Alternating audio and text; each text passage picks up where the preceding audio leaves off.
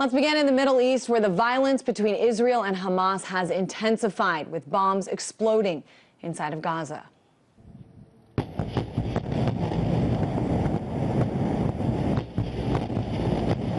Now, the latest reports have more than 100 Palestinians and 3 Israelis killed over the last 6 days.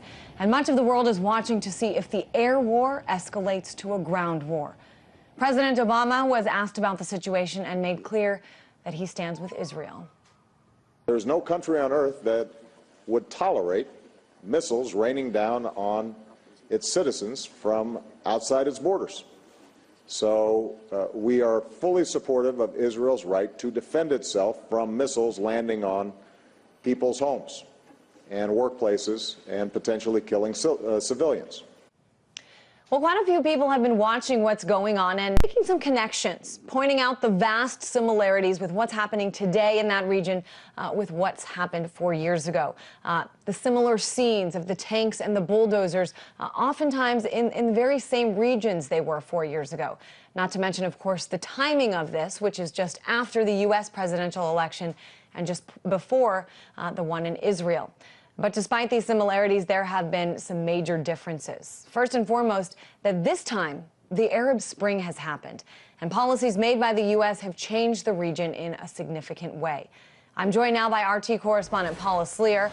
Paula, let's first talk about the similarities. In many ways, this intensification of air war between Israel and Gaza feels a little like deja vu. Are people in Tel Aviv noticing this?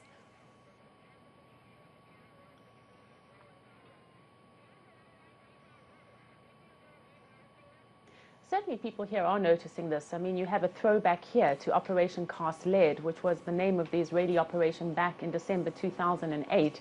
At that time, the stated goal of the Israeli army and the Israeli government was to completely delete the supplies of weaponry that Hamas and other militants in the Gaza Strip have. And we're hearing the same kind of warmongering, the same kind of statements coming out of the Israeli leadership.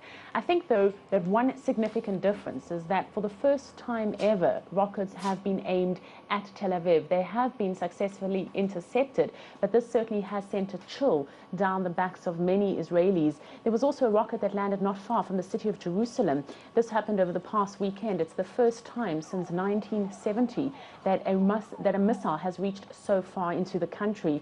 Now, the analysis essentially is that since that last war, Hamas has been able to stock itself up on long-range Iranian-made missiles. And if anything, this is only going to be more of an incentive for the Israeli government to move ahead with a ground offensive.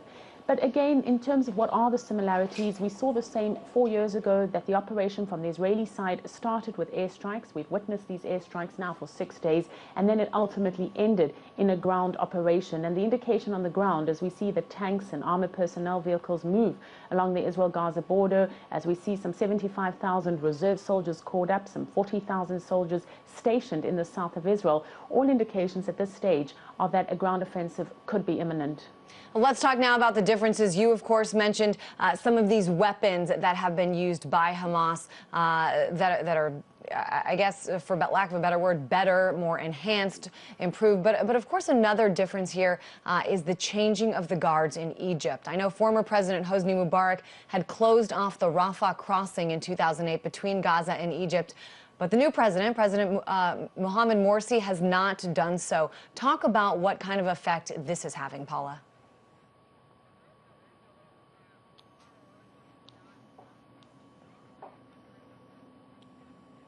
Well, Christine, I think that's a significant point to make. I mean, we're looking now at a new Egyptian leadership with the Muslim Brotherhood in power in Cairo. You do essentially have politicians there who have a much closer alliance to the Hamas leadership in Gaza. But having said that, though, they do have a very delicate line to follow. It's a balancing act that on the one hand, they want to be true to their support base. They want to respond to what people on the Egyptian street are saying, and that is to give support to Hamas. But on the other hand, Morsi and his government will not want to alienate the United States. Certainly they receive millions of dollars every year in funding from Washington, and so they'll want to be seen not to be too much in the hands of Hamas, but certainly something more like a middle of the road mediator.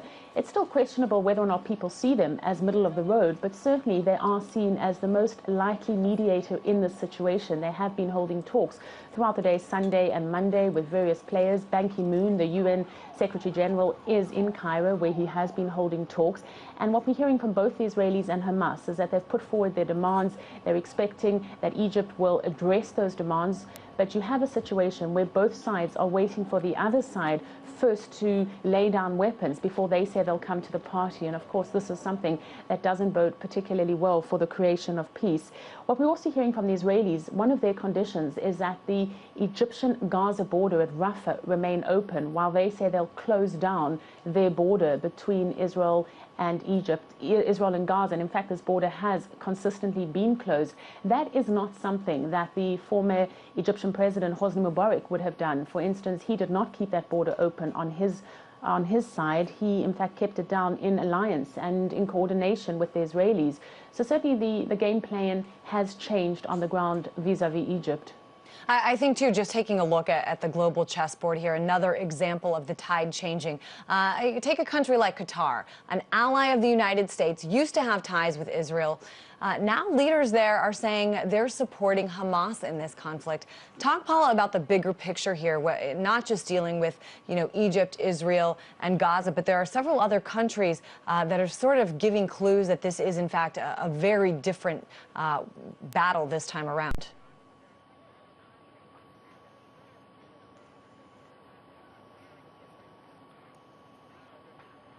Well, it certainly is a very different battle this time around. If you look at Qatar, for instance, earlier this month, the Emir of Qatar was in Gaza, where he pledged some $400 million to social projects there. He has also been in Egypt, where he's been meeting with the Egyptian president, and he too is trying to play a role in these mediation efforts. What I think is happening as far as Qatar is concerned, and certainly this is an analysis that's backed up by me talking to political analysts who deal with the situation, is that it's trying to present itself as the big brother of the Arab world. You have Qatar trying now to play a leading role in the Israeli-Palestinian conflict, as well as in the conflict in Syria. And certainly from the sense on the ground I get is that Qatar did lose a lot of face, particularly with its broadcasting of the Arab Spring through a channel like Al Jazeera. I mean, many people say that the revolution in Egypt would not have happened if it wasn't for Al Jazeera. And so you have a country like Qatar needing to re-establish itself in the Arab world, and certainly that is what it's trying to do now, at least in this example, vis-a-vis the Israeli-Gaza conflict. But this is a region that has changed, and changed significantly in the last 4 years. It's not going to be a region that is immune to changes. It's a region that Israel is having to adapt to. It has its neighboring countries with new leadership, with potentially new leaderships, and the Israelis too are very concerned about this. Yeah, certainly some major concerns on both sides. Everyone keeping their eye on that region. Thanks for your reporting, RT International correspondent Paula Sleer.